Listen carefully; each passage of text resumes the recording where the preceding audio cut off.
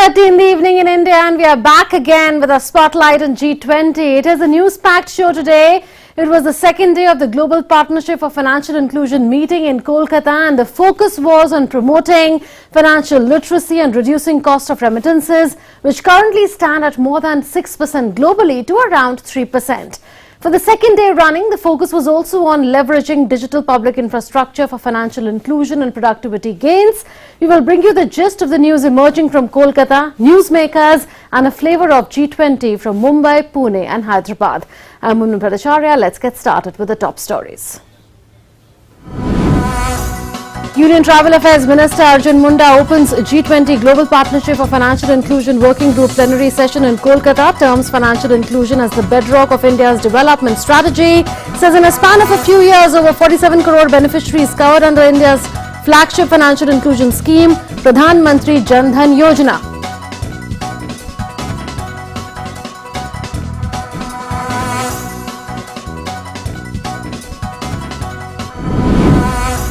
Day 2 of first G20 Global Partnership for Financial Inclusion Working Group meetings take place in Kolkata. Delegates deliberate on leveraging digital public infrastructure for financial inclusion and productivity gains and reducing the cost of remittances.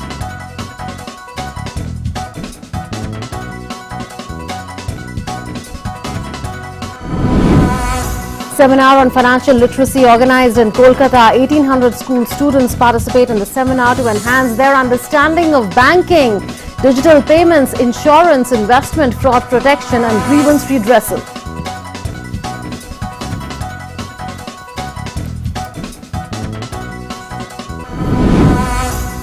In an exclusive conversation with DD India, Chief General Manager of NABARD says NABARD is running the largest financial inclusion program of the world and has reached over 1.2 crore people, especially women, across India.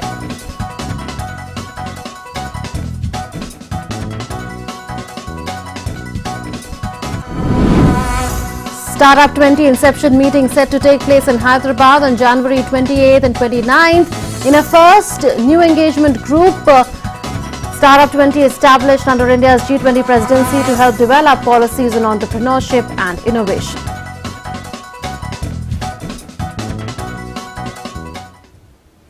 During the second day of the first G20 Global Partnership for Financial Inclusion Working Group meetings in Kolkata, G20 delegates deliberated on leveraging digital public infrastructure for financial inclusion and productivity gains and reducing cost of remittances. A seminar on financial literacy was also organized in the city, in which 1,800 school students participated to enhance their understanding of banking, digital payments, insurance, investment, fraud protection, and grievance redressal. My colleague Ajay Mishra reports from Kolkata.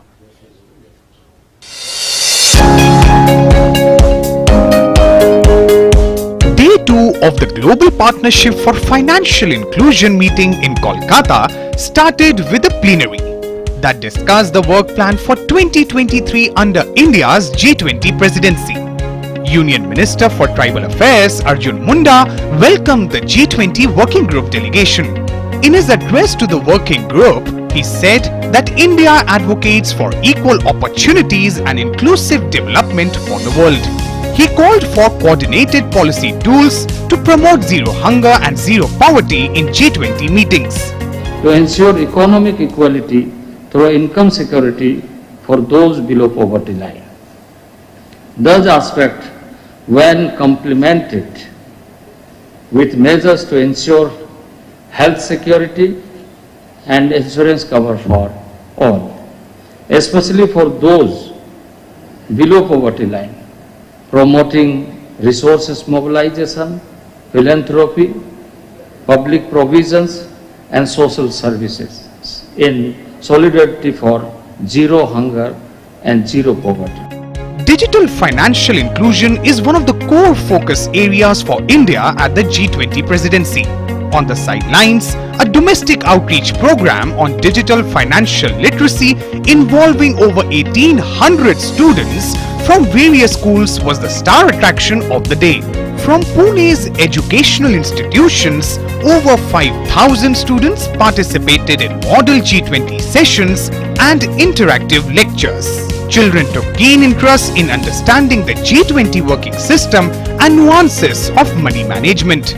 I have learned from this program is managing my finances, everything about debit and credit, a lot about how to sustainably manage your money and how to increase the inflation rate that is increasing day by day.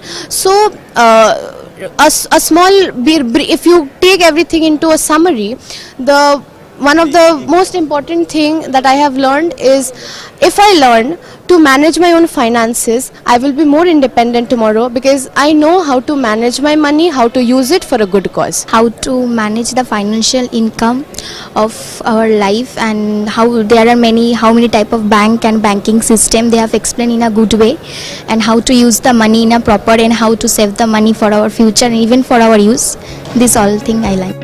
The G20 delegation also discussed ways and means to reduce cost of remittances, assess progress made in implementation of G20 high-level principles for digital financial inclusion, and ways of advancing financing for MSMEs. India's G20 presidency is committed to leading an agenda that voices the concerns of countries that are most in need. It aims to reflect the concerns and aspirations of developing countries, and fostering financial inclusion is one of them. G20 is a very important forum to promote the India's art form, and especially the art form from the tribals, and this is one big focus when it comes to financial inclusion at G20 here in Kolkata. With camera person Kuldeep Sharma, Ajay Mishra, DD News, India.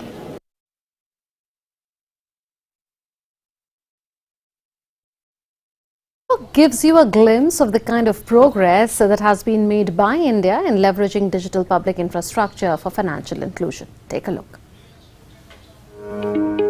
Financial inclusion is a powerful means to empower individuals and businesses and transform lives.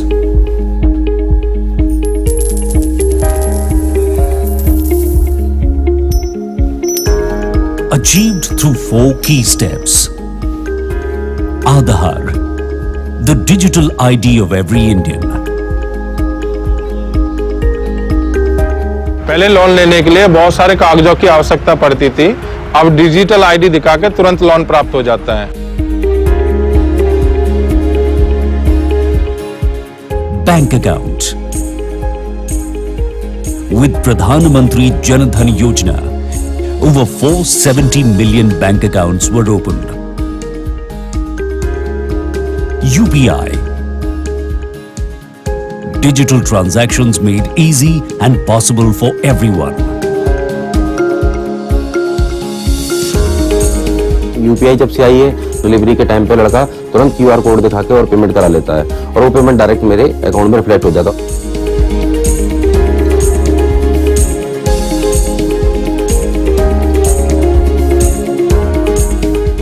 Together it was called the Jam Trinity. Data empowerment, a tool to improve creditworthiness. Indeed, financial inclusion is a global mission.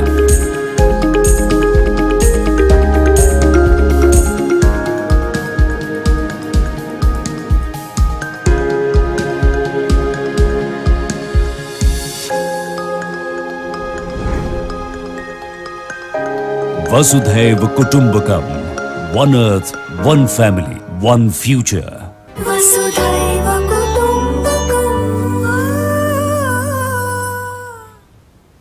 Union Minister for Tribal Affairs Arjun Munda was in Kolkata to welcome the G20 Working Group delegates for the financial inclusion meetings. Speaking exclusively with DD India's correspondent Ajay Mishra, he said that the Government of India is running special programs to augment financial inclusion for the tribal population through cluster-based programs. Take a listen.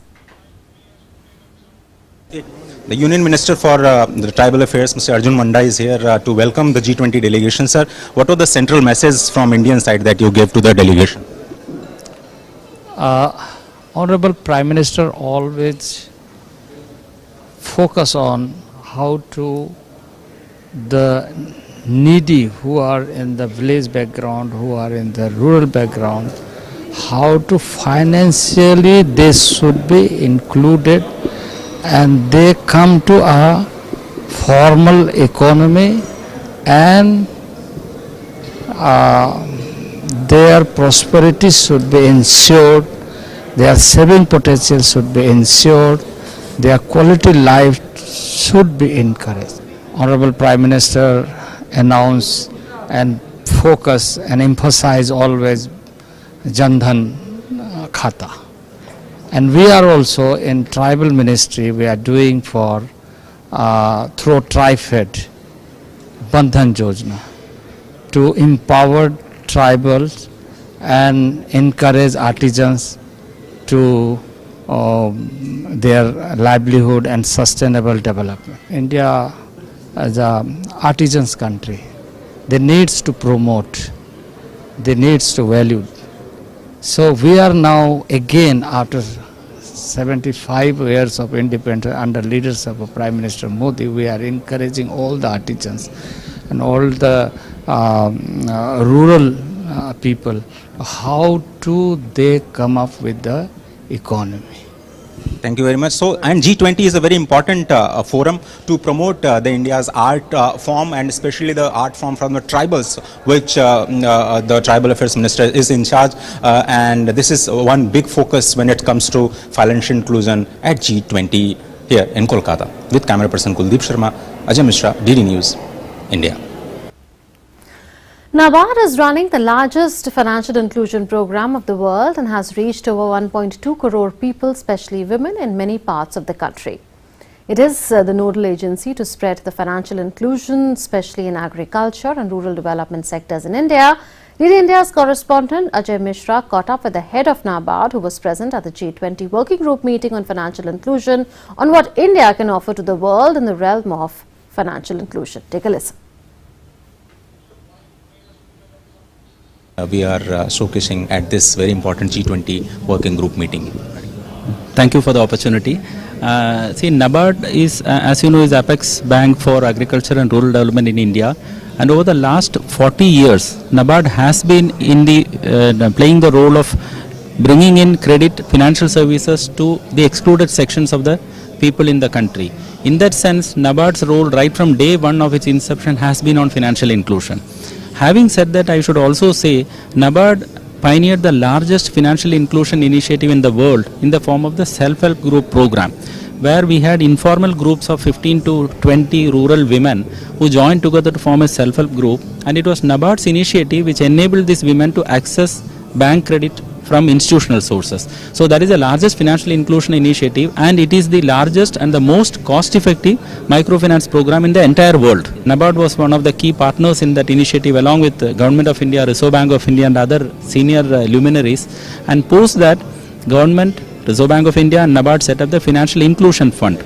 And under the Financial Inclusion Fund, NABARD has been supporting the banking system to onboard latest digital technologies and making them available to the common people. In the G20 platform, this has given a very good opportunity for NABARD to bring to the fore, to the global forum, what are the initiatives NABARD has done in the form of supporting mobile ATMs. These mobile ATMs, micro ATMs, through bank correspondent model, which is NABARD has pioneered a new model called Bank Sakhi, where the SHG women members are the BCs. They carry the micro ATM, and instead of the people going to the bank goes to the people. All the material on financial literacy is available, freely accessible to everybody.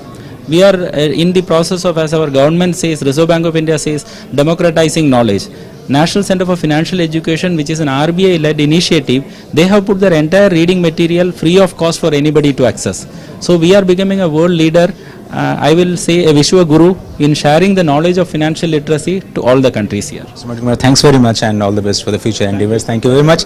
And so the financial inclusion and the financial literacy is one big focus of G20's second day deliberations here in Kolkata. With camera person Kuldeep Sharma, Ajay Mishra for DD India, Kolkata. Prime Minister Narendra Modi will inaugurate this year's National Youth Festival at Hubli, Karnataka on the 12th of January on the occasion of the birth anniversary of Swami Vivekanand. This was announced by Union Minister for Youth and Sports Affairs Anurag Singh Thakur at a media briefing in New Delhi today. Speaking on Youth 20, an engagement group of G20, the minister said that under India's G20 presidency, Y20 meetings will take place across India. He spoke about how youth who attend the youth festival will be informed about Y20 so that when they return to their respective states, they can participate in Y talks in colleges and universities across India. Listen in.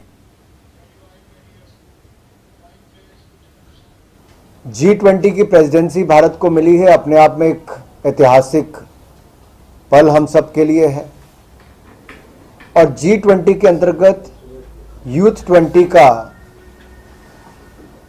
जो आयोजन देश भर में अलग अलग जगह पर इसकी मीटिंग्स होंगी, लेकिन हमारा प्रयास है कि नेशनल यूथ फेस्टिवल में जो देश भर का युवा यहां पर आया है उसको Y20 की जानकारी भी दें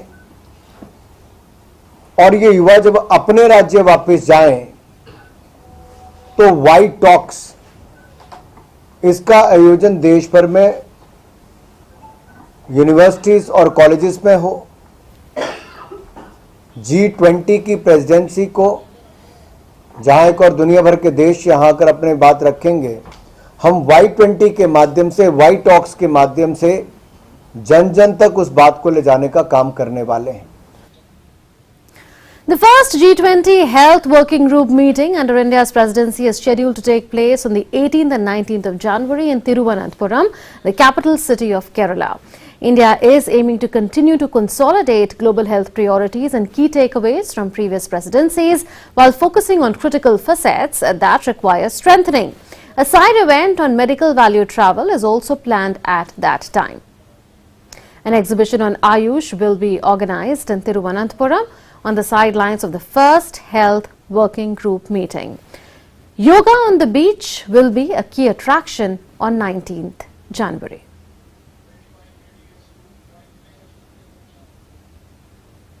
This is a first health meeting. It is a side event. We are organizing medical value travel showcasing of India for all the countries participating.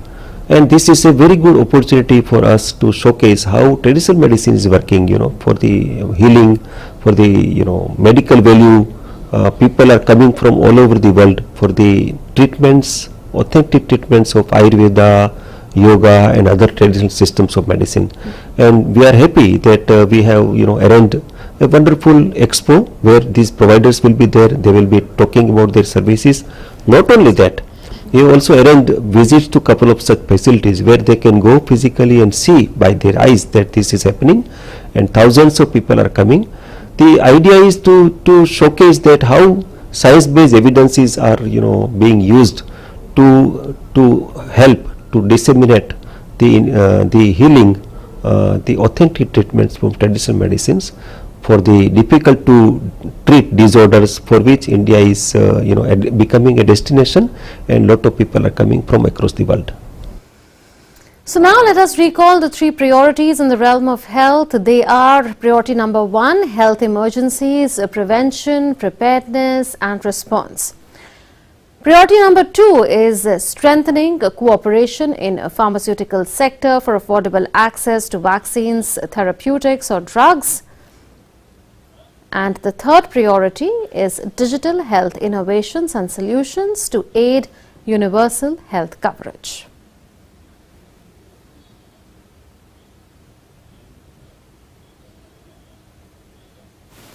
India is known as the spice bowl of the world. It produces a number of quality, rare and medicinal spices. With an aim to open up newer opportunities to promote international trade of Indian spices, the 14th edition of the World Spice Congress will be held in Mumbai from 16th to 18th February. This will be the first World Spice Congress in the post-pandemic period. Its theme is Vision 2030 Spices. A curtain-raiser press conference on the same was held today.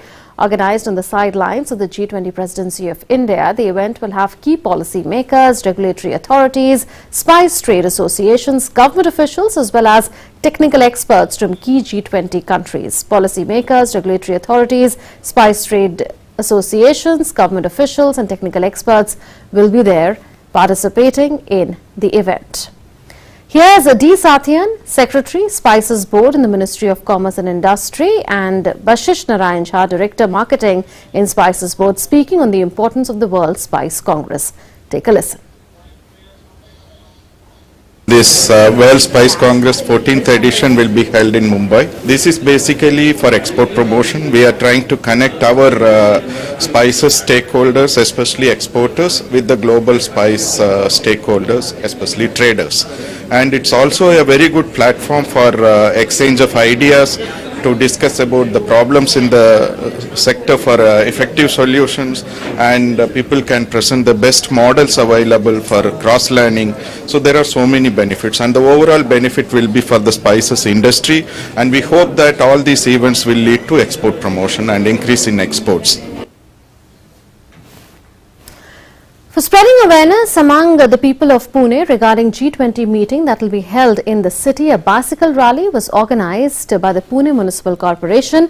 Pune city is known as the bicycle city. The cyclists rode through Jangli Maharaj Road, Alka Chowk, Tilak Road, Baji Rao, shouting the slogan "Save the Cycle, Save the Environment." The cycle rally concluded at Mahapalika Bhavan. 1,800 cyclists had registered for the cycle rally. On this occasion, they were given a medal and a certificate on behalf of the municipal corporation.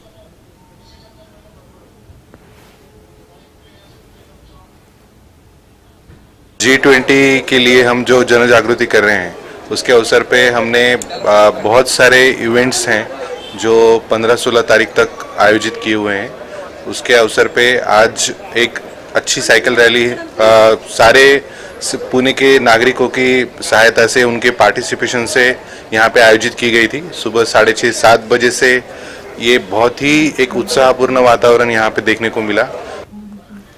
Pune city is gearing up for the upcoming G20 conference, and as part of awareness drive we have conducted a cycle rally, and we have received exemplary response from across the board.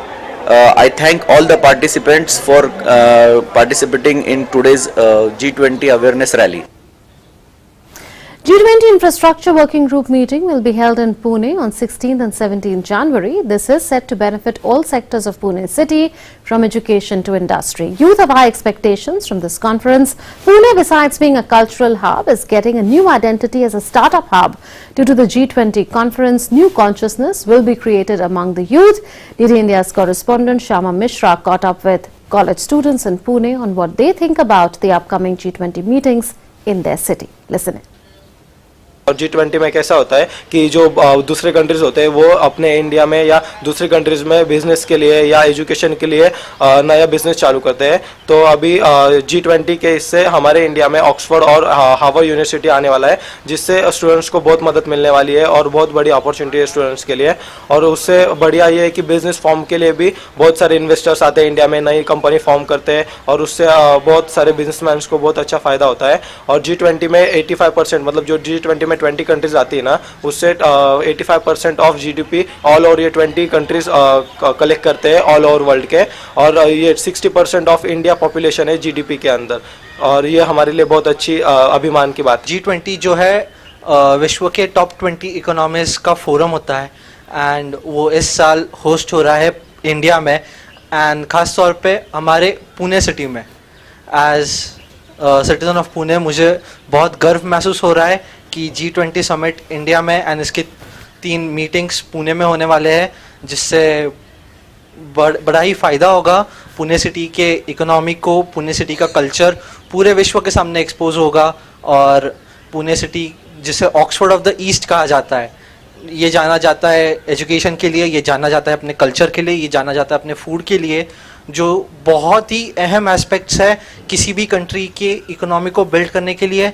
और मुझे यकीन है कि इस साल G20 forum के माध्यम से इंडिया में और पुणे में इकोनॉमी को बहुत बड़ा ही फ़ायदा होगा. For the first time in G20, a startup engagement group will be started this year under India's presidency. The Startup 20 Inception meeting will be held in Hyderabad on the 28th and the 29th of this month, which will pave the way for the development of policy recommendations on entrepreneurship and innovation priorities in the year ahead. Taking you now through some interesting facts, India has the third largest ecosystem for startups. It has around 80,000 startups and 106 unicorns. The value of unicorns is around $340 billion. India's, for the first time, created a new group. The new group created by India is the Startup 20. The Startup 20 group has been created because India today has more than 80,000 startups. They are accelerating the growth of India. When we started the Startup India movement, there was just about 116 startups. Today we have over 106 unicorns. We are creating 4 unicorns a month. And therefore we are the tech garage of the world, and therefore we are giving a big thrust to startups in India. The G20 Financial Inclusion Working Group delegation were given a grand reception at a cruise on River Ganga on Monday night. They were greeted with a splendid mix of cultures, melodies and foods of Kolkata. Many were stunned with the grand hospitality offered by India in the city of joy. Here's a string of reactions from foreign delegates. I was so pleased to be here. First, I have to say that I've been in India many times. It is my first ever time here in Calcutta, and the music tonight was just fantastic. As I told the singer and the musician, it came from the heart and it was felt just here. So beautiful. Thank you very much. It's been absolutely magical. The combination of Indian music mixed with jazz was just incredible to hear. And it's been on the most amazing setting going down the Ganges on this riverboat. We've been very blessed to be here. India is the only country with 2 forms of classical music. No other country in the world has it. The north and the south. और ये जो परंपरा हमारी रही उत्तर प्रदेश की, गंगा में अब बजरा में गाना बजाना रईस लोग सुनते थे, तो वैसा एक माहौल बना यहाँ कि हम in the launch we are performing and the guests are enjoying music. ये हमारे भारतीय परंपरा रही रईसों का बहुत पुराना, तो ये और ये हमारे the most sacred place for us in the Ganges. So it is a blessed moment for me and my friends to be playing here. बहुत मजा आया और I hope the guests liked it. It's absolutely wonderful. The hospitality and the culture and the kindness of the people is really overwhelming. We've been taken on a tour to the Victoria Monument and the Indian Museum with a very good explanation, and very important to know about the local history, about the importance of Kolkata for the independence of India. So that is something that I've learned. And on that note, we come to the close of this edition of India at G20. We'll see you again tomorrow, same time on DD India. Thanks for watching.